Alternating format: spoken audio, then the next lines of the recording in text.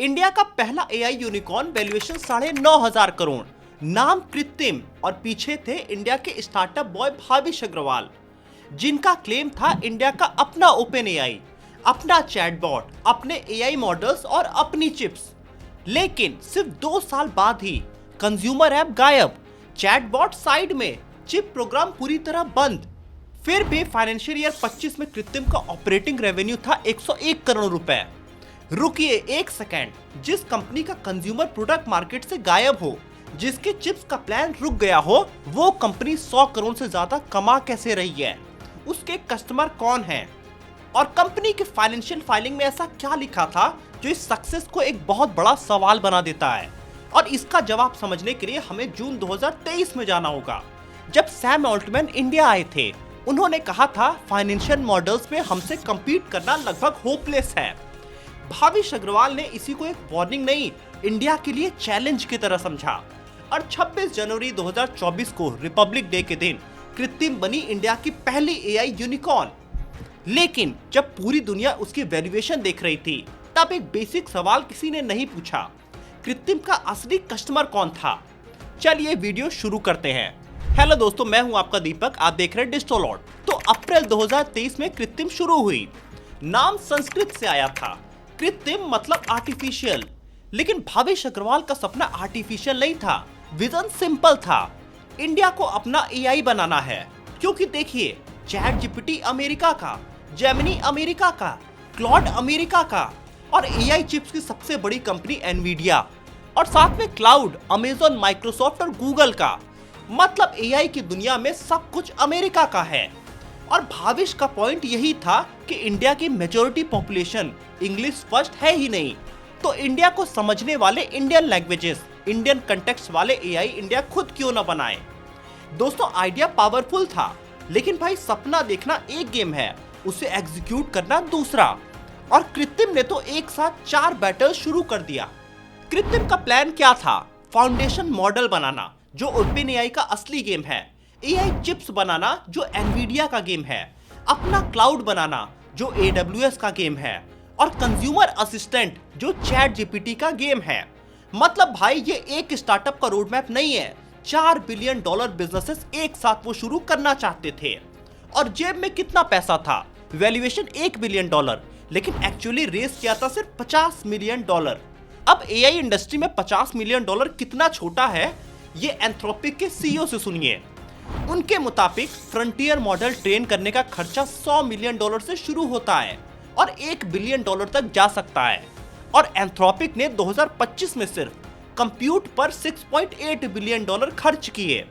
इधर कृत्रिम सिर्फ $50 मिलियन और दूसरी तरफ $6.5 बिलियन सिर्फ कंप्यूट में लग रहा है।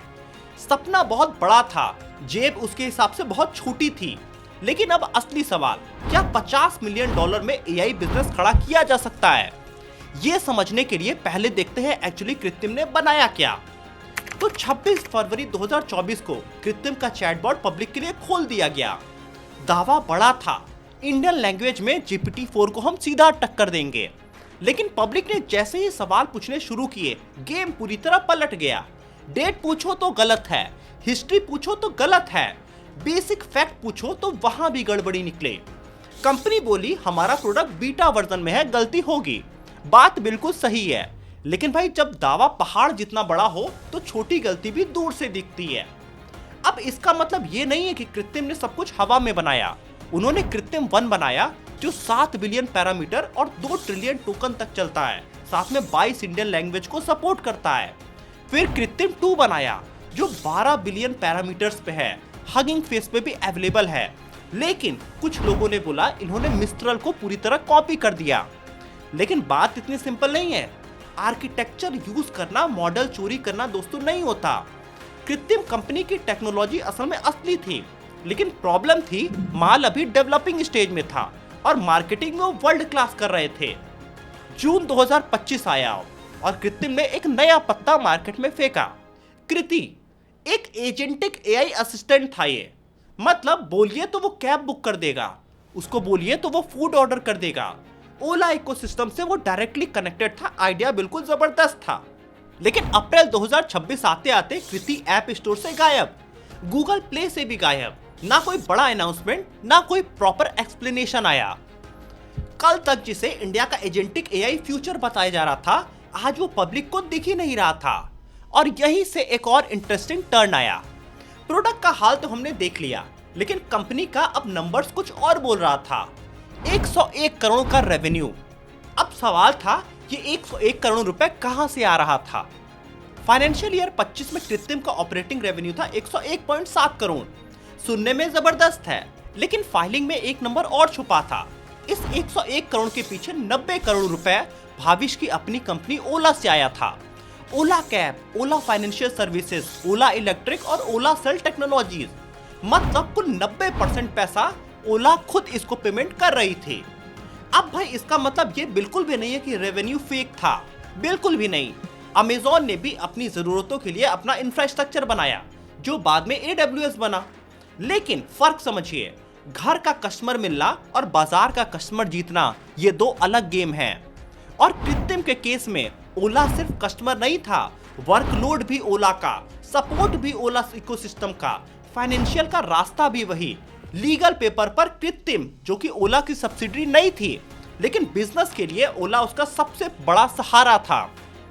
स्टार्टिंग में अपना कस्टमर होना बुरी बात नहीं है, लेकिन असली सवाल था ओला के बाहर कृत्रिम को खरीद कौन रहा था।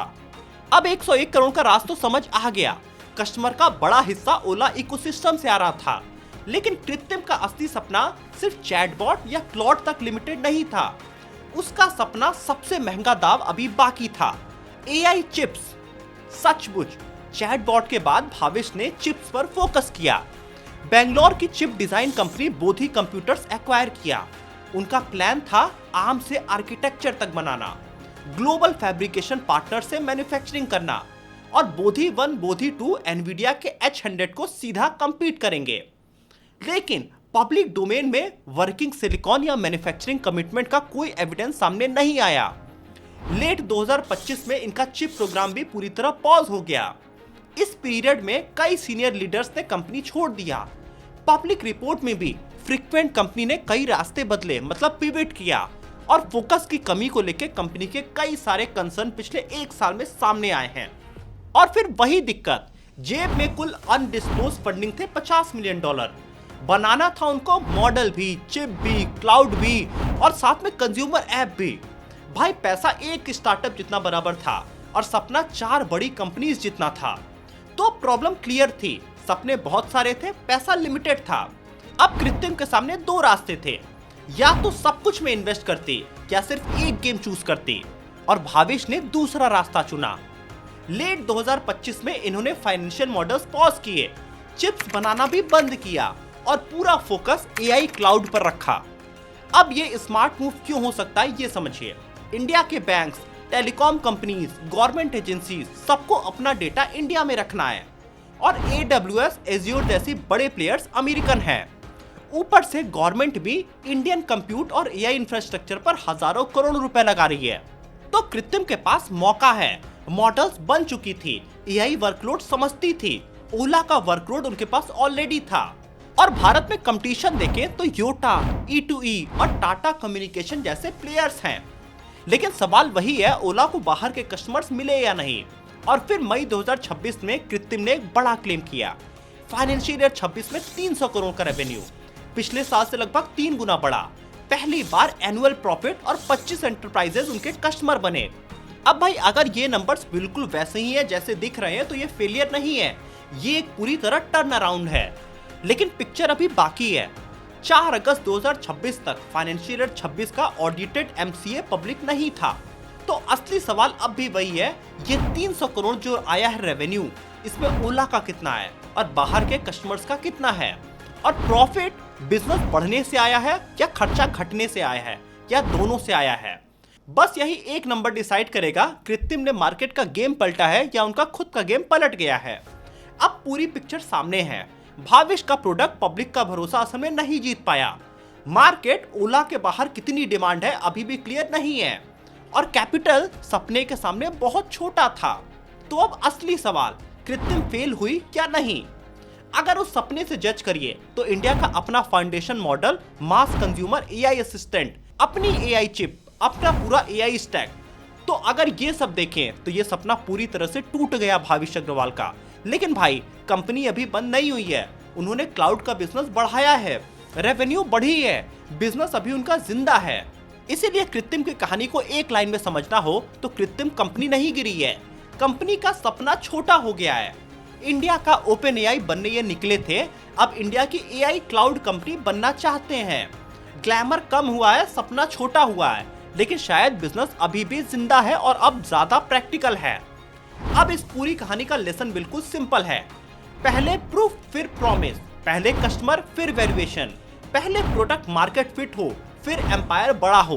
क्योंकि वैल्यूएशन आपको यूनिकॉर्न बना सकती है, लेकिन भाई कंपनी को जिंदा वैल्यूएशन नहीं आपके कस्टमर रखते हैं। अब घर का कस्टमर शुरुआती हो सकता है, लेकिन असली प्रूफ आपको बाजार के कस्टमर से मिलता है। अब आप बताइए कृत्रिम की कहानी फेलियर है या पिवट है? कमेंट करके एक लाइन में बताइए और अपना रीजन भी दीजिए। और इस वीडियो ने अगर आपको सोचने पे मजबूर किया है तो अपने उस दोस्त के साथ शेयर करिए जो स्टार्टअप और एआई की बातें दिन भर करता रहता है। और ऐसे ही बिजनेस स्टोरीज और नंबर के पीछे की असली कहानी देखनी है तो डिजिटल लॉट को सब्सक्राइब कर लीजिएगा। मिलते हैं अगली ऐसे ही किसी पावरफुल केस स्टडी में, तब तक जय हिंद।